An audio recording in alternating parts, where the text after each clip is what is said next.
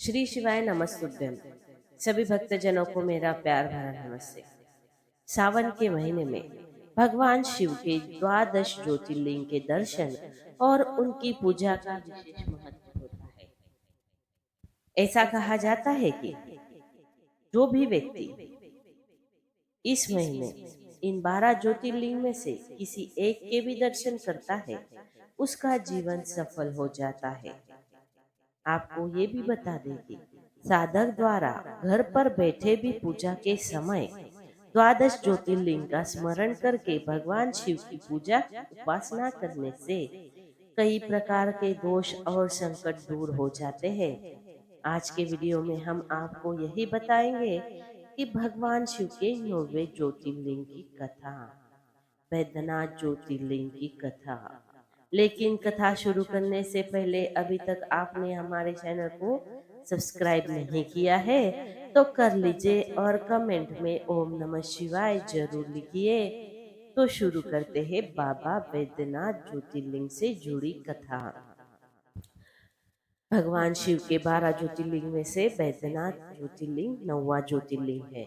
यहाँ पर शिव भक्तों की मनोकामनाएं पूर्ण होती है। सावन मास में लाखों कावड़िए यहाँ जल चढ़ाने आते हैं।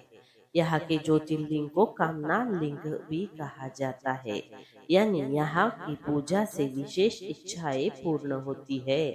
इस ज्योतिर्लिंग की स्थापना से जुड़ी एक दिलचस्प कथा है। कथा के अनुसार एक बार रावण के मन में इच्छा हुई कि वो अपने प्रिय भगवान शिव जी को अपने राज्य लंका में स्थापित करे। इसके लिए उसने घोर तपस्या की और भगवान शिव को प्रसन्न किया। रावण ने भगवान शिव को प्रसन्न करने के लिए अपने 9 सर काट कर यज्ञ में अर्पित कर दिए। जब वह 10वां सिर काटने जा रहा था, तभी भगवान शिव प्रकट हो गए और रावण को वरदान में अपना आत्मलिंग यानी कि शिवलिंग दिया। साथ ही यह शर्त भी रखी, यह शिवलिंग जहाँ एक बार जमीन पर रख जाएगा वही स्थायी रूप से स्थापित हो जाएगा। अगर रावण वो शिवलिंग लंका में स्थापित कर लेता तो अनर्थ हो जाता। रावण की इसके पीछे की मंशा ठीक नहीं थी। जब भगवान विष्णु रावण की चाल को समझ गए तो उन्होंने देवताओं के हित के लिए एक योजना बनाई। जब रावण आत्मलिंग लेकर लंका जा रहा था, तब देवताओं ने गणेश जी को कहा कि रावण को लघु शंका की आवश्यकता हो। रावण जब लघु शंका के लिए जाने लगा तो उसे एक ग्वाला दिखा। वो ग्वाला भगवान गणेश ही थे। रावण ने उस ग्वाले को शिवलिंग पकड़ने की विनती की और लघु शंका के लिए चला गया। उसके जाते ही गणेश जी ने शिवलिंग वही जमीन पर रख दिया, जिससे वो स्थापित हो गया। रावण थोड़ी देर में लौटा, लेकिन तब तक ग्वाला लिंग को जमीन पर रख चुका था। रावण ने लाख कोशिशें की पर वह शिवलिंग जमीन से हिला नहीं। क्रोध में आकर उसने उसे दबाने की कोशिश की, जिससे लिंग का कुछ हिस्सा जमीन में धंस गया। लेकिन तब से यहाँ वैद्यनाथ रूप में शिव जी निवास करने लगे और इसी रूप में उन्हें पूजा जाने लगा। लेकिन इस स्थान का नाम वैद्यनाथ क्यों पड़ा? जब रावण के कटे हुए सिरों की पीड़ा को भगवान शिव ने ठीक किया, तब वे वैद्य यानी कि चिकित्सक के रूप में प्रकट हुए। इस कारण से इस स्थान को वैद्यनाथ कहा गया। यहाँ जो भी श्रद्धा पूर्वक भगवान श्री वैद्यनाथ का अभिषेक करता है, उसका शारीरिक और मानसिक रोग अति शीघ्र नष्ट हो जाता है। इसलिए वैद्यनाथ धाम में रोगियों व दर्शनार्थियों की भीड़ लगी रहती है।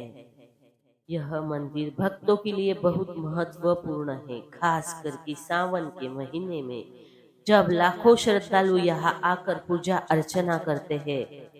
मान्यता है कि इस ज्योतिर्लिंग के दर्शन मात्र से ही भक्तों की सभी मनोकामनाएं पूर्ण होती है। इसलिए जब असली वैद्यनाथ ज्योतिर्लिंग की बात आती है तो यह देवधर झारखंड में स्थित मंदिर ही है। वैद्यनाथ मंदिर भारतवर्ष के झारखंड राज्य के देवधर नामक स्थान में स्थित एक प्रसिद्ध मंदिर है। यह एक सिद्धपीठ है। इस कारण इस लिंग को कामना लिंग भी कहा जाता है। देवधर में शिव का अत्यंत पवित्र और भव्य मंदिर स्थित है। यह मंदिर एक शक्तिपीठ भी है। जब भगवान शिव की पत्नी सती ने अपने पिता दक्ष के यज्ञ के बाद आत्मदाह कर लिया, तो दुखी भगवान शिव उनके शरीर को संसार भर में घूमते रहे। भगवान विष्णु ने उसे 52 भागों में विभाजित कर दिया। कहा जाता है कि उनका हृदय देवधर के गिरा में था, जिससे यह एक शक्तिपीठ बन गया। हर वर्ष सावन के महीने में श्रावण मेला लगता है, जिसमें लाखों श्रद्धालु बम भोले का जय जयकारा लगाते हुए बाबा भोलेनाथ के दर्शन करते हैं। ये सभी श्रद्धालु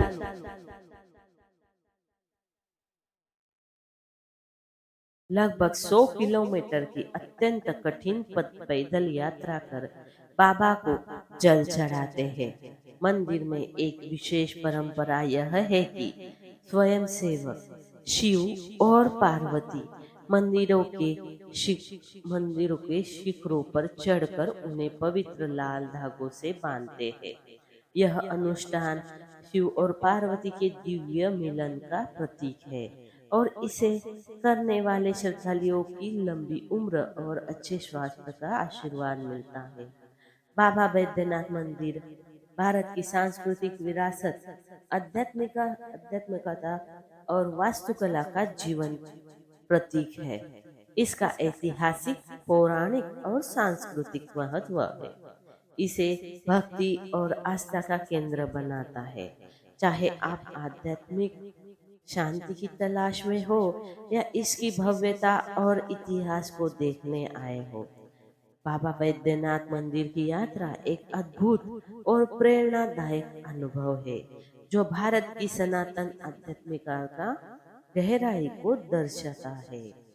तो दोस्तों, आपको आज की ये कथा अच्छी लगी हो तो हमारे चैनल को लाइक और शेयर सब्सक्राइब जरूर करें।